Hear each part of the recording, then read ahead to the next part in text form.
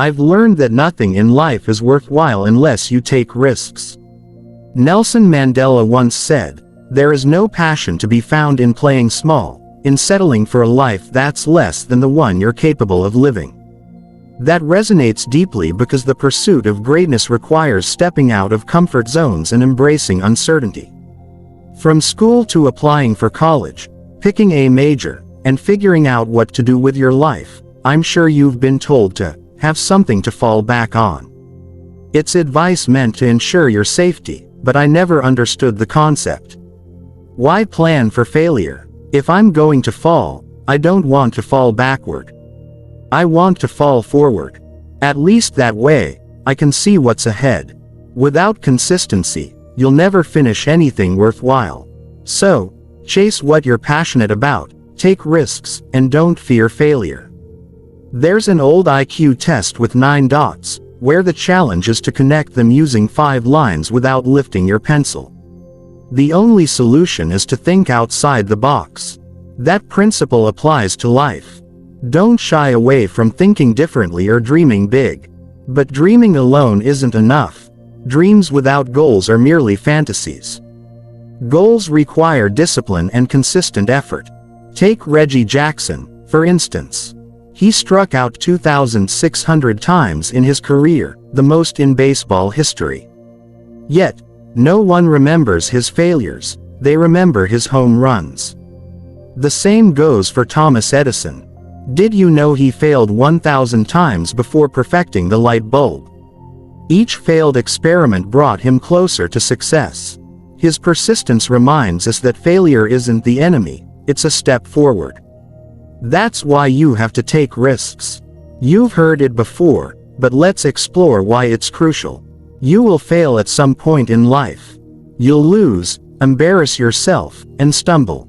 It's inevitable, and that's not a popular sentiment at a graduation ceremony.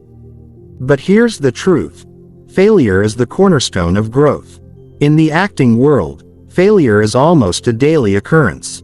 Early in my career, I auditioned for a Broadway musical. It was a perfect role for me, except I couldn't sing. Unsurprisingly, I didn't get the job. But I didn't quit. I didn't fall back on a safer option. Instead, I fell forward. Every rejection became a lesson. Each setback was fuel to keep going. And that's the essence of success. It's not about avoiding failure but embracing it. Every no you encounter paves the way for a yes. Every mistake you make sharpens your skills, strengthens your resolve, and brings you closer to your goal. So don't fear failure, fear inaction. Fear mediocrity. Fear a life where you never dared to see how far you could go. When you aim for something big, people will doubt you. You'll hear whispers of skepticism and feel the weight of expectations. But let me tell you this. Playing it safe is the riskiest thing you can do. Staying within the confines of what's comfortable might shield you from failure, but it will also rob you of growth. The key is to adopt a mindset of relentless pursuit. Start by setting clear goals. Break those goals into actionable steps, and track your progress consistently. Whether it's daily journaling, weekly reviews, or monthly evaluations, hold yourself accountable. Success is not an accident, it's the result of deliberate effort over time. And as you journey forward, don't forget the importance of perspective. When you face challenges, and you will, step back and reflect.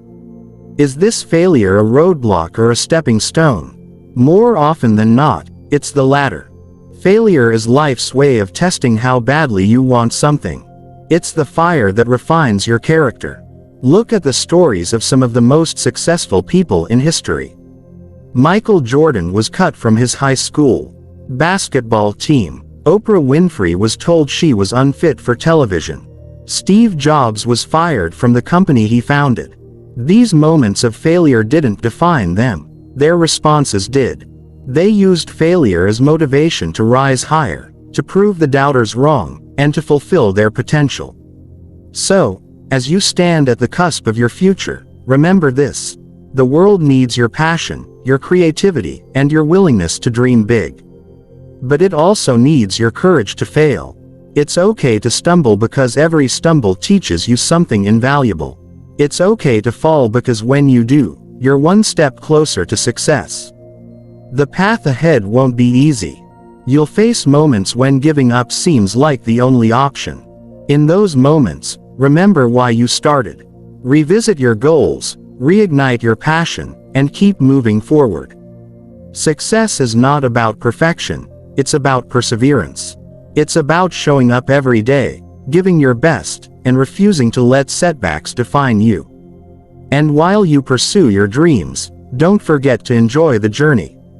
Celebrate the small wins. Embrace the lessons hidden in every challenge. Surround yourself with people who inspire you, who push you to be better, and who believe in your vision. Life is too short to play it safe, to settle for mediocrity, or to live someone else's dream. So, fall forward, dream big, fail big, and achieve even bigger. Because the only limits in life are the ones you set for yourself. I walked out of that theater determined to prepare for the next audition, and the one after that, and the next after that. I prayed fervently and repeatedly, but the failures kept coming. Each audition seemed to echo the same result: rejection. Yet, none of that mattered, because deep down, I believed in something simple yet profound. There's an old saying, if you hang around the barber shop long enough, sooner or later you're gonna get a haircut. And I did. I caught my break. Last year, I performed in a Broadway play called Fences. It was a moment of triumph, but here's the twist. The play ran at the very same theater where I had failed my first audition 30 years earlier.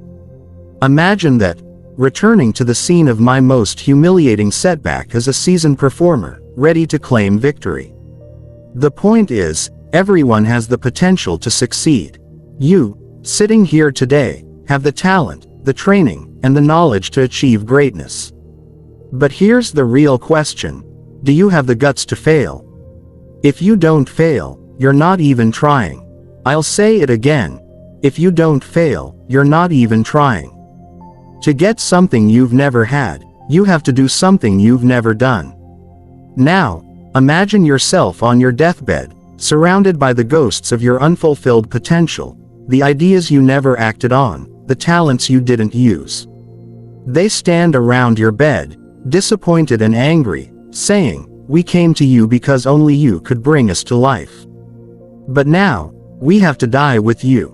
So, I ask you, how many ghosts will be standing around your bed when your time comes? Will you let them haunt you, or will you choose to act, to risk, and to fail in the pursuit of a life well lived? I recently returned from South Africa, a land of immense beauty but also stark poverty. And it reminded me that the world needs help. It's not just Africa. The Middle East needs help. Japan, Alabama, Tennessee, Louisiana, Philadelphia, the world is crying out for compassion, action, and change. And we need you, the young generation, to step up. Whether it's your time, your talent, your prayers, or your treasures, we need everything you've got. This isn't about how much you have, it's about what you're willing to do with what you have. Some of you are business majors, some are theologians, nurses, sociologists. Some of you have wealth, patience, kindness, or an extraordinary capacity to love. Whatever your gift may be, ask yourself, what will I do with what I have? Now, let me share one final thought about failure. Sometimes, failure is the best guide you'll ever have. Your life will never be a straight path. Trust me, I know. I started at Fordham University as a pre-med student. I took a course called cardiac morphogenesis, but I couldn't even pronounce it, let alone pass it. So, I switched to pre-law, then journalism, but my lack of focus sent my GPA plummeting to 1.8. The university politely suggested I take some time off. I was 20 years old, lost, and at my lowest point. Then, on March 27, 1975, something extraordinary happened. I was helping my mother in her beauty shop in Mount Vernon when an older woman, one of the town's elders, approached me. I didn't know her, but she kept staring at me in the mirror.